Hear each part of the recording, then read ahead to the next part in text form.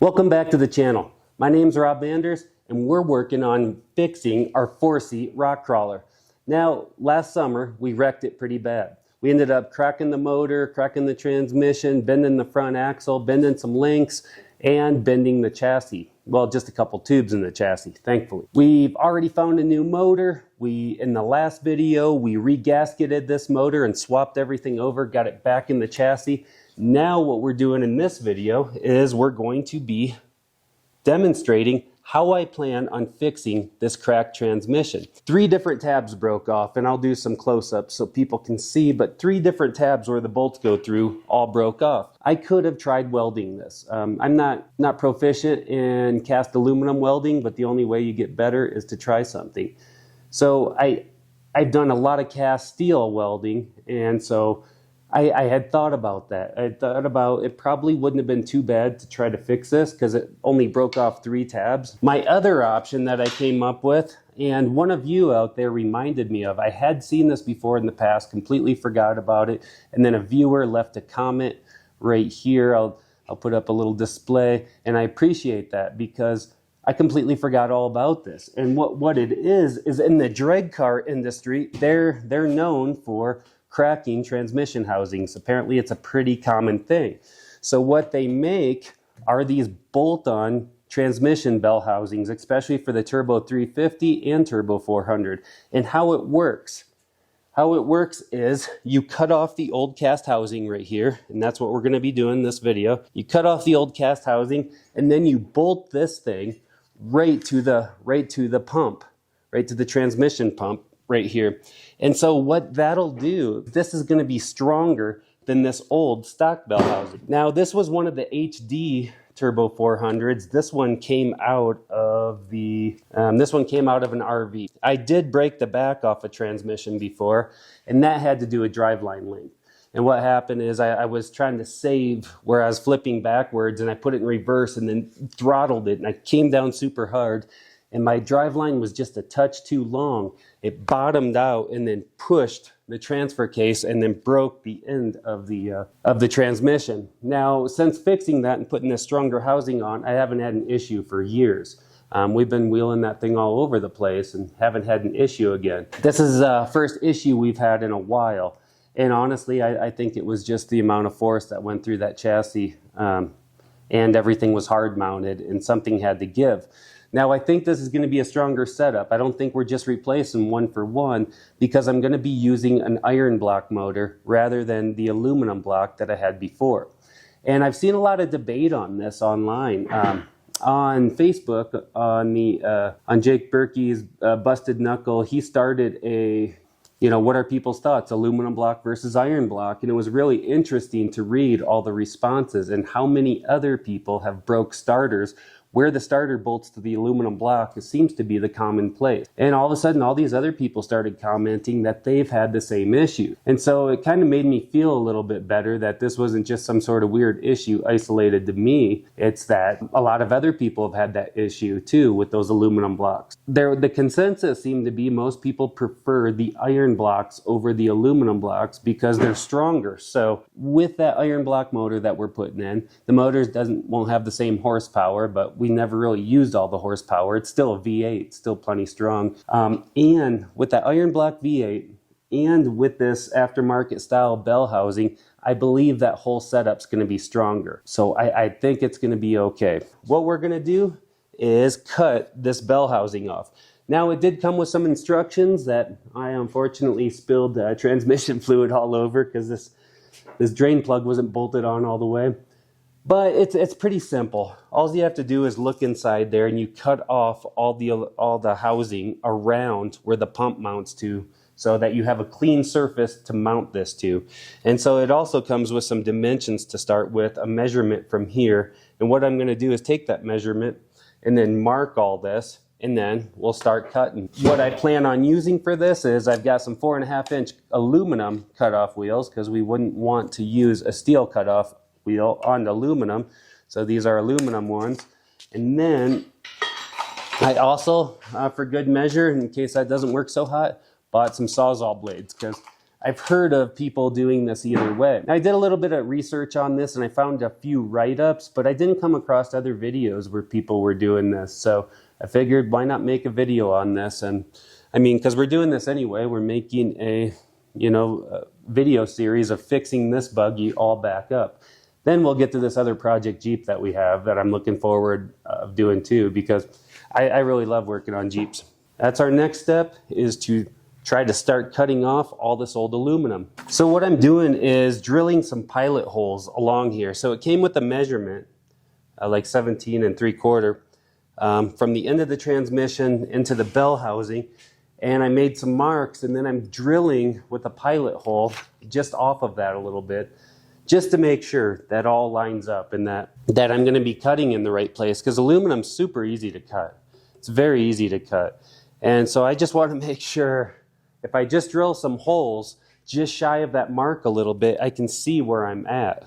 Another thing to do is drill backwards through it, to go back this way, and then you know exactly where you're at. It's working pretty good. It definitely makes it a little bit easier.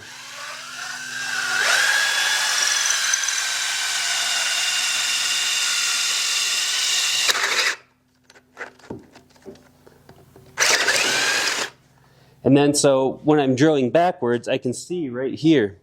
And so one thing I'm going to have to do is pull both of these AN fittings out of here so I can cut past there and not damage the AN fittings.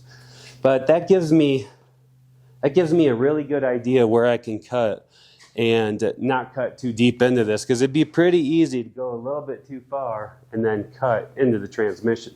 All right, I am going to try the grinder first, and I'm going to wear a mask just to keep aluminum dust out of my mouth. That stuff's kind of nasty. Let's see how this goes.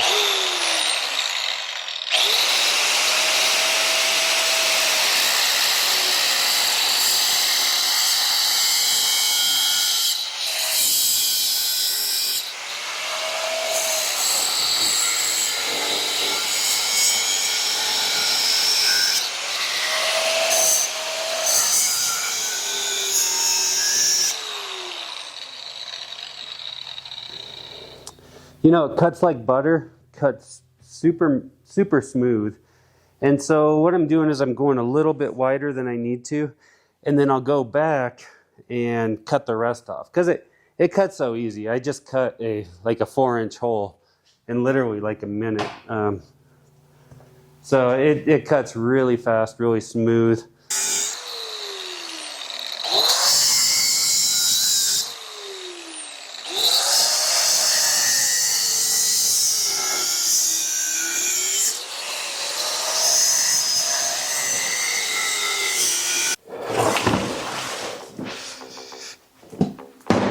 Alright. The instructions had it showed flipping it upside down. Yeah, I think I'm gonna try the Sawzall now. Finish that off. But aluminum is so easy to cut through. And you can see there's a little bit of dust that comes off.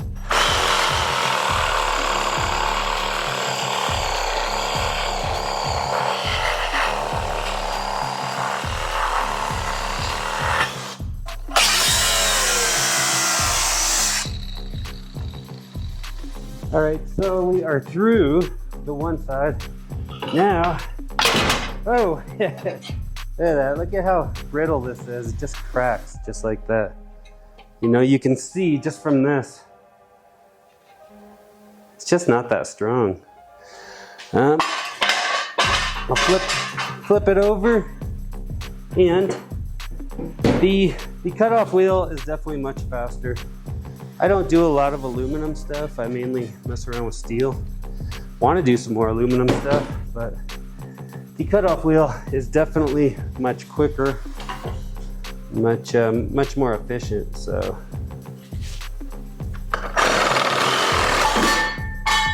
all right, we got the rest of it off.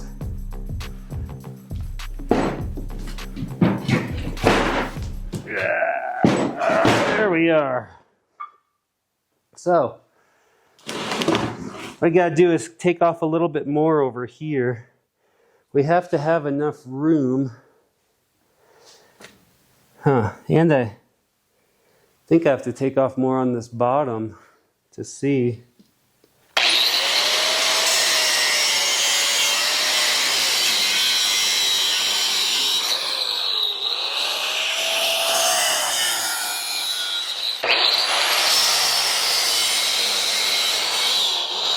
So now what I'm going to do is pull all of these bolts and then test fit the cover on there to see if that's going to work.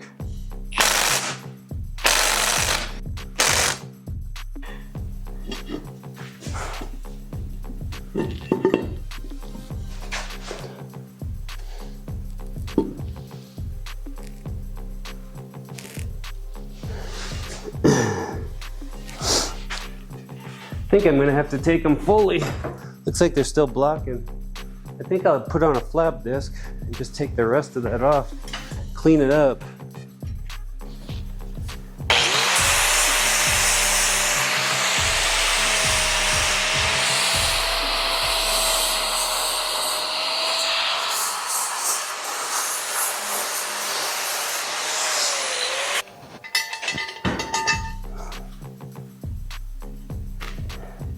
If I stick the bolt through and then stick the O-ring to the other side of the bolt, that will hold it in place. It will hold the O-ring in place and the bolt. So that's what we're gonna do.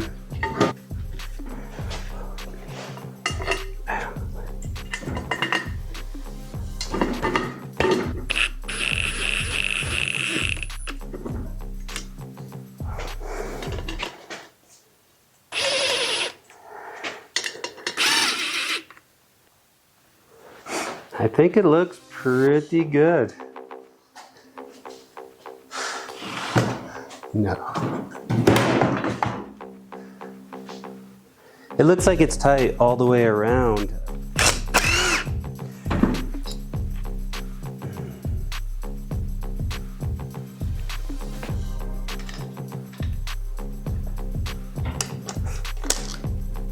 So I'm going to 18 foot-pounds.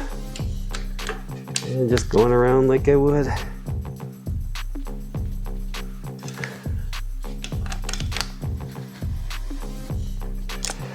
Just like changing a tire.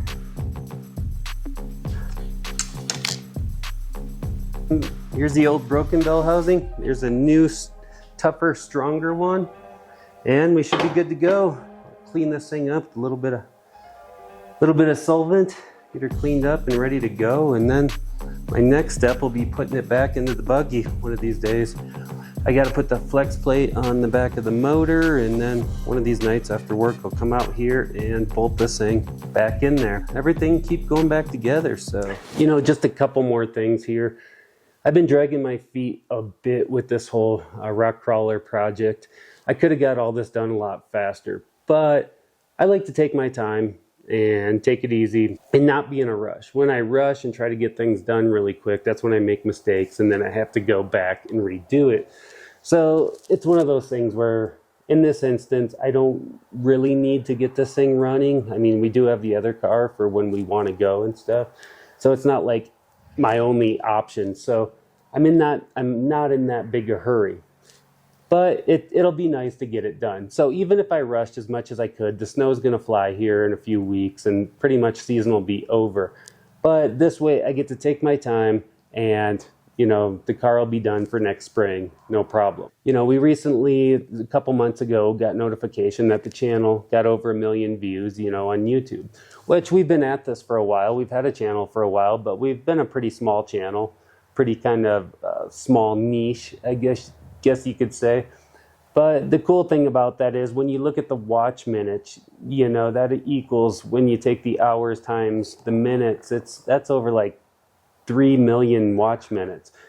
And for a channel like ours, that seems pretty astronomical. It's pretty crazy to think about. So the one thing is though, for the views and minutes and all that, we definitely, our subscriber numbers are definitely down there a bit. So if you made it this far through the video, we'd always appreciate if people would subscribe, help us out, help us get some of those metrics looking a little bit better. But, you know, regardless, we're just happy that anybody's watching it. So it's fun to do. It's just a side hobby for us. And yeah, with the way I see it, we're going to do this work anyway. So we'll film it, and maybe somebody can get something out of it to help them. So we'll see how this goes. So a little bit of an update. It's been a couple weeks since my last cut the bell housing off this transmission.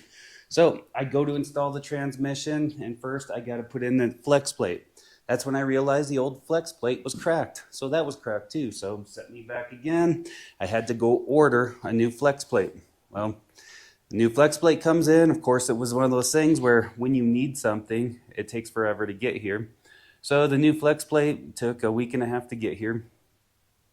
And I get the new flex plate.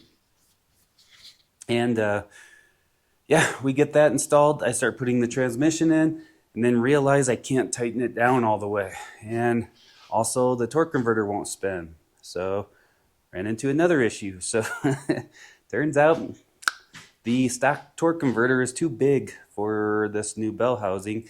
And what it does is it's hitting the bolts on the oil pump on the transmission, because now we've got that thicker housing and the longer bolts. So you have to go, from my research, looks like we're gonna have to go with the smaller torque converter. A smaller torque converter means a higher stall, you know.